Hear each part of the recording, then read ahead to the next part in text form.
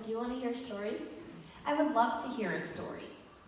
One day, a man planted seeds in his garden. Okay. He took care of them every day by removing weeds from them, sheltering them from the sun, and giving them water. One day, he came out to his garden to find a big pumpkin. Just like this. He took it inside and wiped it off. Then he decided it wasn't good enough. So he decided to see what was on the inside. Magic.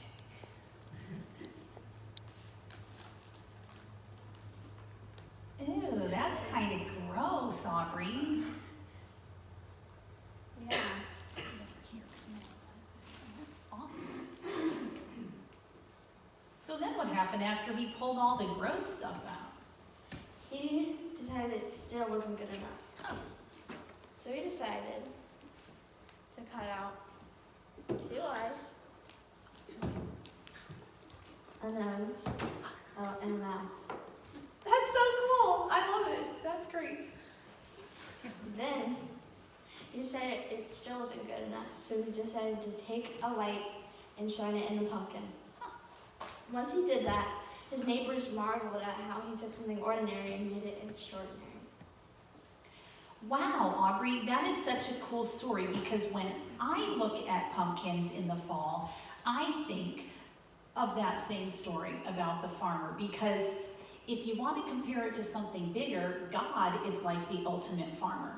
And when he picks you or me from an ordinary patch of life and he scoops out all the bad stuff that's like our sin, his light and his love shine through us like the light of the candle that we could put inside of here would shine through the pumpkin.